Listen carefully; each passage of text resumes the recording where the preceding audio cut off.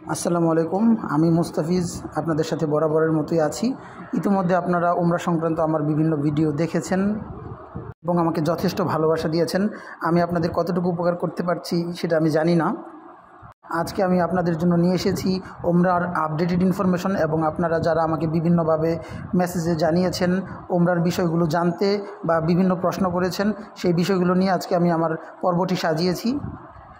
তাই যারা আপনারা একা একা উমরা করতে যেতে চান তারা বসে ধৈর্য ধরে আমার ভিডিওটি দেখবেন, আর যদি আমার ভিডিওটি দেখে উপকৃত হন তাহলে আপনারা সাবস্ক্রাইব করবেন এবং ভিডিওটি শেয়ার করবেন। এবার আসি মূল পর্বে। বর্তমানে সৌদি সরকারের আপডেটেড ইনফরমেশন হলো, সৌদিতে উমরা করতে যেতে চাইলে ভিসা করার পূর্বেই আপনাকে নুসুক অ্যাপের অনুমোদিত হোটেল এবং বিমান টিকিট করার পরে ভিসার জন্য আবেদন করতে হবে। তো একা একা উমরা করতে যেতে চাইলে আসলে একটু রিসার্চ করতে হবে, একটু ঘাটাঘাটি করতে হবে। এর জন্য প্রথমেই আপনার মোবাইলে নুসুক অ্যাপটি প্লে স্টোর থেকে ডাউনলোড করে নেবেন। তাছাড়া প্লে স্টোর থেকে অ্যাগোডা এবং বুকিং.com-এর অ্যাপসটিও আপনি নামিয়ে নিতে পারেন, এবং প্রথমে নুসুক অ্যাপ থেকে আপনি মক্কা এবং মদিনার হোটেলগুলো দেখে নেবেন। আমি যদিও আমার এর আগের ভিডিওটিতে আপডেটেড যেই উমরার নিউজ নিয়ে যে ভিডিওটি করেছিলাম সেখানে আমি মক্কা এবং মদিনার নুসুক অ্যাপের বেশ কয়েকটি হোটেলের নাম বলেছিলাম। আপনি আপনার বাজেট অনুসারে নুসুক অ্যাপসে বিভিন্ন হোটেলের নাম পেয়ে যাবেন। তারপর সেই হোটেলগুলোর সাথে আপনি দেওয়া কন্ট্যাক্ট নাম্বারে যোগাযোগ করবেন, অথবা তাদের ইমেল অ্যাড্রেসে মেইল করবেন, অথবা তাদের অন্য কোনো মাধ্যম থাকলে সেখানে যোগাযোগ করবেন এবং তাদের সাথে মেসেজ করে আপনি আপনার বুকিংটা কনফার্ম করে দিবেন। আর agoda.com থেকে বা booking.com থেকে যদি আপনি বুকিং করেন সেক্ষেত্রে অলরেডি আপনার নাম দেওয়ার অপশন থাকবে, যে গেস্টগুলোর নাম কি এরকম একটা অপশন থাকবে, সেখানে আপনি গেস্টের নামগুলো লিখে দিবেন। সেক্ষেত্রে আপনি সহজেই আপনার যেই ওই স্লিপটা দিবে, কনফার্মেশন স্লিপটা ডাউনলোড করে নেবেন, সেখানে আপনার নামগুলো থাকবে। তখন আপনি এজেন্সিকে যদি ওই হোটেলের বুকিংটা দেখান এবং এজেন্সিকে যদি আপনার বিমান টিকিটটা দেন, এজেন্সি ভিসা করে দিবে, সেক্ষেত্রে আপনার ভিসাটা হয়ে যাবে। আপনি চাইলে শুধুমাত্র যাওয়ার বিমান টিকেটে রাখতে পারেন আর হোটেলগুলো বুকিং করে রাখতে পারেন। আর প্রথমেই আপনার যেটা করতে হবে, আপনার টোটাল ভ্রমণ পরিকল্পনাটা সাজাতে হবে। আপনি 7 দিনের জন্য উমরা করতে যেতে চান নাকি 14 দিনের জন্য উমরা করতে যেতে চান, আপনি কি জেদ্দায় বা আল উলা অথবা রিয়াদে ভ্রমণ করতে যেতে চান, বা সৌদি আরবের অন্য যেখানেই ভ্রমণ করতে যেতে চান, আপনি যে কোনো জায়গায় যেতে পারবেন। কিন্তু আপনাকে আগে পরিকল্পনাটা সাজিয়ে নিতে হবে, আর সেই পরিকল্পনা অনুসারে আপনাকে হোটেলগুলো বুকিং করে ফেলতে হবে। সেক্ষেত্রে সৌদি সরকার বুঝবে যে আপনি সৌদিতে থেকে যেতে চান না। এবার আসি প্রশ্নোত্তর পর্বে। প্রথমেই এক ভাই প্রশ্ন করেছেন, কাফেলা ছাড়া উমরা করা যাবে কি না? হ্যাঁ ভাই, কাফেলা ছাড়া উমরা করা যাবে। সেক্ষেত্রে আপনার আমার এই ভিডিওর শুরুতে যে ইনফরমেশনগুলো দেওয়া আছে যে আপনি কী কী স্টেপ ফলো করবেন সেগুলো ফলো করতে হবে। এয়ারপোর্টে কি কোনো ঝামেলা করে? না, এয়ারপোর্টে কোনো ঝামেলা করবে না। আপনার যদি ভিসা ঠিক থাকে, আপনার যদি যাওয়া আসার টিকিট ওকে থাকে, এবং আপনার যদি এনওসি নেওয়া থাকে, এবং আপনার যদি কোনো ক্রিমিনাল রেকর্ড না থাকে, কোনো মামলা না থাকে, সেক্ষেত্রে অবশ্যই আপনার এয়ারপোর্টে ঝামেলা হবে না। আর ছোটোখাটো ঝামেলা অনেক সময় হয়ে থাকে, যে একা একা আপনি যাচ্ছেন, আপনার বয়স কম, সেক্ষেত্রে ওরা অনেক সময় সন্দেহ করে যে আপনি ওইখানে যে থেকে যাবেন কিনা বা আসবেন কিনা। এর জন্যই তো আপনার হোটেল বুকিংগুলো, এবং এই ব্যাপারে সৌদি সরকার স্ট্রিক্ট হচ্ছে। আপনার যাওয়া আসার টিকিট এইসবগুলো আপনি পেপারসগুলো আপডেট রাখবেন, এবং আপনার জবের কোনো ইনফরমেশন থাকলে সেগুলোর ডকুমেন্টস আপনি সাথে রাখবেন, এবং অন্যান্য প্রয়োজনীয় ডকুমেন্টস আপনি সাথে রাখবেন। তারপরে এক ভাই প্রশ্ন করেছেন, এজেন্সি ছাড়া হোটেল বুক করা ব্যতীত প্রাইভেটভাবে কি যেতে পারবো না উমরায়? এজেন্সি ছাড়া আপনি হোটেল বুক করতে চাইলে আপনার প্রথমে বেশ কিছু রিসার্চ করতে হবে। নুসুক অ্যাপস থেকে আপনি বিভিন্ন হোটেলের লিস্টগুলো পেয়ে যাবেন মক্কা এবং মদিনার, এবং সেগুলো আপনার বাজেটের মধ্যে আছে কি না সেগুলো গুগলে সার্চ দিয়ে, বা আপনি যেই ডেটে যেতে চাচ্ছেন সেই ডেট অনুসারে booking.com বা অ্যাগোডায় আপনি চেক করবেন যে রেটগুলো কত আছে। সেই অনুসারে আপনি হোটেলের সাথে যোগাযোগ করবেন, বা অ্যাগোডা বা booking.com থেকে আপনার গেস্টের নাম বা আপনার নাম মেনশন করে আপনি হোটেলগুলো বুক করে রাখবেন, এবং হোটেল কর্তৃপক্ষকে আপনি মেসেজ দিয়ে রাখবেন যে যখন আপনি ভিসার জন্য যখন সৌদি গভর্নমেন্ট তাদের সাথে যোগাযোগ করবে, তারা যেন সঠিক ইনফরমেশনটা দেয়। সেক্ষেত্রে আপনার ভিসা নিয়ে কোনো জটিলতা তৈরি হবে না।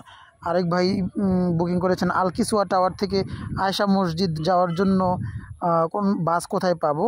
তো জারওয়াল বাস স্ট্যান্ডে আপনি লোকাল বাস পেয়ে যাবেন। তাছাড়া আপনি আল কিসওয়া টাওয়ার হোটেলের সামনে থেকেও বেশ কিছু ট্যাক্সি পেয়ে যাবেন। দাম কষাকষি করে আপনি সেক্ষেত্রে কম দামেও যেতে পারেন। আর যদি আপনারা একটা গ্রুপ থাকেন সেক্ষেত্রে তো কোনো সমস্যা নেই, পার পারসন খুব কম রেটেই আশা করি যেতে পারবেন। 10 রিয়ালের মতো খরচ পড়বে যদি আপনি শেয়ারে যেতে পারেন। তারপর এক ভাই প্রশ্ন করেছেন ওমরা ভিসা অ্যাপ্লাই করার কতক্ষণের মধ্যে মূলত ভিসা বের হয়। এটা আসলে 24 ঘন্টা থেকে 72 ঘন্টার মধ্যে ভিসাটা চলে আসে। তো এটা নিয়ে টেনশনের কিছু নেই। আপনি যখন বায়োমেট্রিক দিবেন, বায়োমেট্রিক দেওয়ার 24 থেকে 72 ঘন্টার ভিতরে ভিসা এজেন্সির কাছে চলে আসবে। তারপর এজেন্সি আপনাকে, আপনি যদি পেমেন্ট কমপ্লিট করে ফেলেন, এজেন্সি দিয়ে দিবে। আর এজেন্সির সাথে আপনি সার্বক্ষণিক খোঁজ খবর রাখবেন, সেক্ষেত্রে আশা করি কোনো জটিলতা তৈরি হবে না ইনশাআল্লাহ। আর আরেক ভাই প্রশ্ন করেছেন আমরা স্বামী স্ত্রী ওমরায় যাব, আমরা কি একসাথে এক রুমে থাকতে পারবো? হ্যাঁ, আপনারা একসাথে এক রুমে থাকতে পারবেন।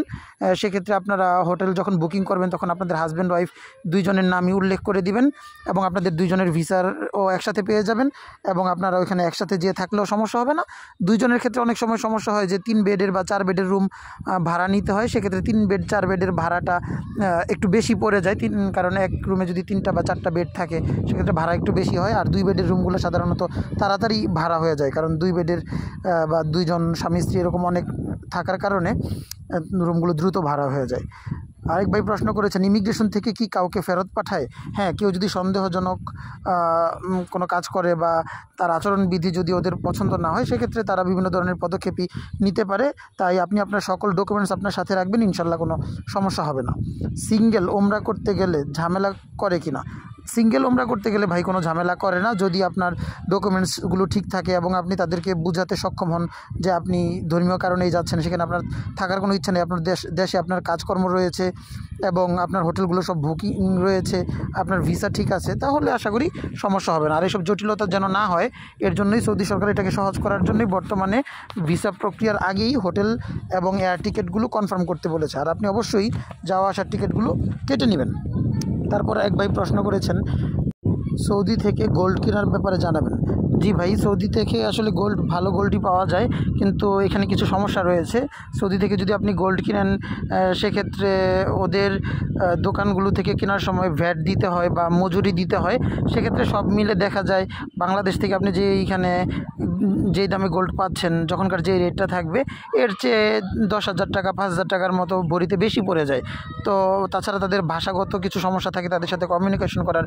আর যদি আপনি ভালো কোনো শপিং মল থেকে কিনেন, সেক্ষেত্রে তো ভ্যাট ট্যাক্স এবং মজুরি অবশ্যই রাখবে।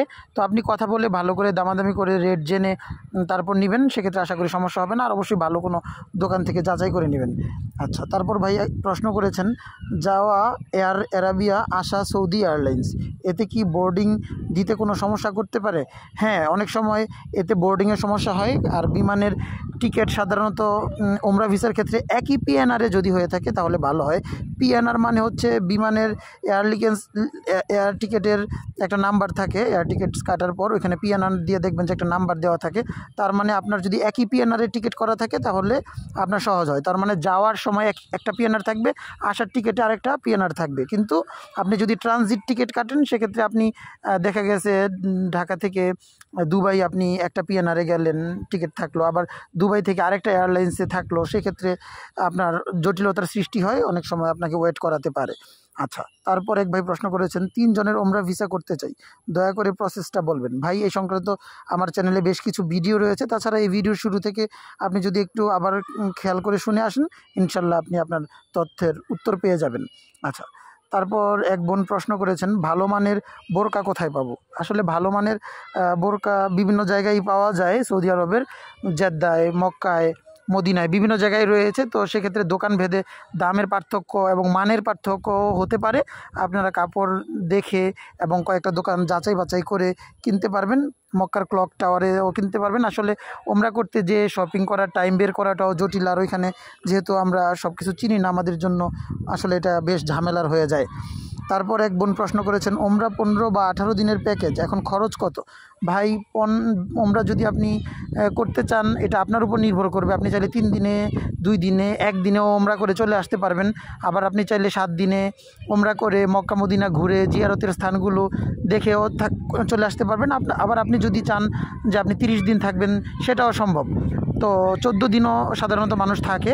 তো সেক্ষেত্রে আপনি কিভাবে আপনার প্ল্যানটা সাজাবেন ওমরার, সেটা খেয়াল রাখতে হবে।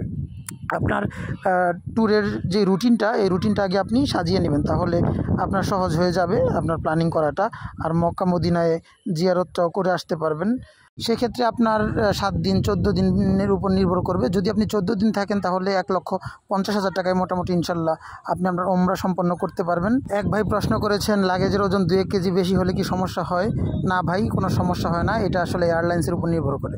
সবাইকে ধন্যবাদ আমার ভিডিওটি মনোযোগ দিয়ে দেখার জন্য। আসসালামু আলাইকুম।